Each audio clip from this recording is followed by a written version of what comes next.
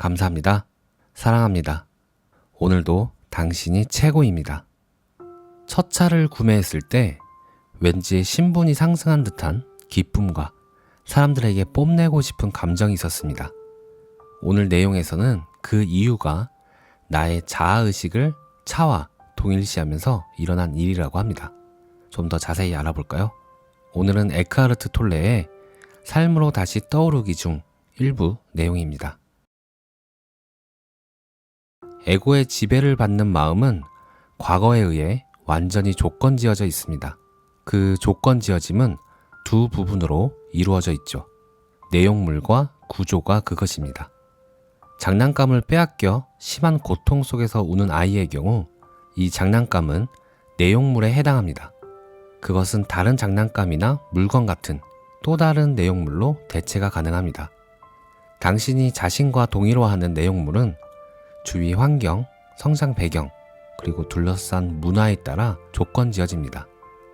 아이가 부자이든 가난하든 그 장난감이 나무로 만든 동물 같은 것이든 정밀한 전자제품이든 잃어버렸을 때 오는 고통은 차이가 없습니다. 왜 그런 극심한 고통이 일어날까요? 그 이유는 나의 것, 나의 라는 단어에 숨어 있으며 이것은 구조적인 문제입니다. 대상과의 연결을 통해 자신의 정체성을 강화하고 싶어하는 무의식적인 강박관념은 에고의 지배를 받는 마음의 구조에 단단히 박혀 있습니다. 에고가 존재하게 만드는 가장 기본적인 마음 구조들 중 하나가 동일화입니다. 내가 어떤 것과 자신을 동일시하면 나는 그것을 나와 같게 만드는 것이 됩니다. 나는 그것에게 나의 자아의식을 부여하고 따라서 그것은 나의 정체성의 일부가 됩니다. 가장 기본적인 차원에서 정체성의 대상은 물질입니다. 나의 장난감은 훗날 나의 자동차, 나의 집, 나의 옷 등이 됩니다. 나는 물건들 속에서 나 자신을 찾으려 하지만 결코 완전하게 성공하지 못하며 결국 그것들 속에서 나를 잃어버리는 결과로 끝이 납니다. 그것이 에고의 운명입니다. 광고업계에 종사한 사람들은 실제로는 없는 물건을 억지로 사게 만들기 위해서는 그것을 갖고 있으면 자기 이미지가 혹은 다른 사람에게 보이는 이미지가 달라진다고 소비자가 생각하게끔 만들어야 한다는 것을 알고 있습니다. 바꿔 말하면 나의 자아의식에 보탬이 되리라는 믿음을 심어주면 되는 것입니다. 예를 들어서 이 제품을 쓰면 한결 돋보입니다. 그러니 좀 더 당신 자신이 될 수 있습니다. 하고 말하면 됩니다.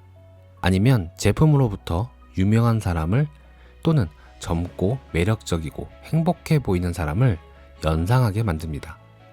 그리고는 이 제품을 사면 마술적인 작용이 일어나 당신이 그 사람처럼 될 수 있다거나 그 사람들의 이미지를 꼭 담게 된다는 것입니다. 무엇과 동일화되는가는 사람마다 그리고 나이와 성별, 소득, 사회적 지위, 유행, 둘러싼 문화 등에 따라 다릅니다. 당신이 자신과 동일시하는 그것들은 모두 에고의 내용물과 관련된 것입니다. 반면에 무엇인가와 동일화되려는 무의식적인 강박 심리는 에고의 구조와 관계가 있습니다. 그것은 에고의 지배를 받는 마음이 작용하는 가장 기본적인 방식 중 하나입니다. 역설적이게도 이른바 소비사회를 계속 유지시키는 것은 인간이 물건에서 자기 자신을 찾으려는 시도가 매번 실패로 돌아간다는 사실입니다. 에고의 만족은 오래 지속되지 않기 때문에 당신은 계속해서 더 많은 것을 찾고 계속 사고 소비합니다. 물론 우리의 표면적인 자아가 살고 있는 이 물질 차원에서 물건은 필요하고 살아가는데 필수적입니다. 따라서 우리는 물건의 세계를 이유 없이 경멸해서는 안 되고 존중해야 합니다. 각각의 사물은 형상을 초월한 한 생명의 기원을 둔 일시적 형상들이며 모든 사물과 몸과 형상이 그 한 생명의 원천에서 나왔습니다.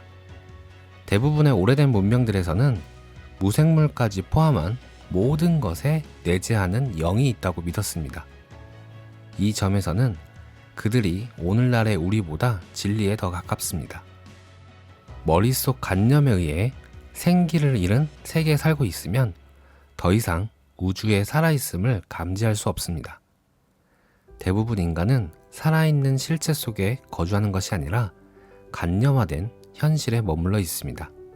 그러나 만약 우리가 사물들을 자아 강화의 수단으로 사용한다면, 즉 사물을 통해 자기 자신을 찾으려 한다면 우리는 실제로는 사물을 존중하는 것이 아닙니다. 많은 사람들은 물건에 대한 도를 넘는 집착으로 삶의 대부분을 소비합니다. 물질 과잉이 우리 시대의 병 중 하나가 된 이유가 거기에 있습니다. 자기 본래 존재의 삶을 더 이상 느낄 수 없게 되면 인간은 물질로 삶을 채우려 하기가 쉽습니다. 하나의 영적 수행으로서 나는 자신이 물건들의 세계와 맺고 있는 관계를 한번 관찰해 보라고 제안하고 싶습니다. 특히 나의 것이라는 단어를 붙일 수 있는 물건들과의 관계를 관찰해 보세요. 자신의 자아 존중감이 소유물에 좌우되지 않는가를 판단하기 위해서는 민감해야 하고 솔직해야 합니다.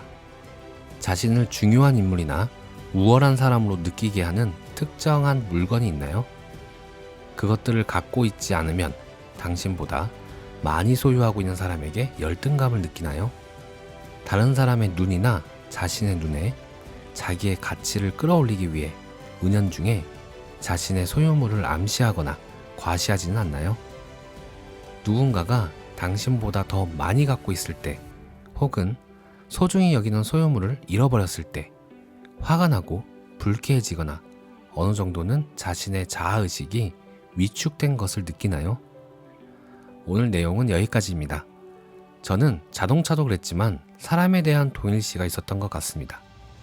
저 사람은 내 사람, 내 친구, 내 편으로 동일시하고 나와 같다고 자아의식을 부여한 다음 내 생각과 다를 때 실망하고 질투하고 상처받았습니다. 그럴 때면 나의 자아의식이 위축되었었죠. 써니즈 구독자님들은 어떠신가요? 다른 무언가에 자신을 동일시하지 않고 온전한 나로서 존재하는 삶을 살고 계신가요? 오늘도 시청해주셔서 감사합니다.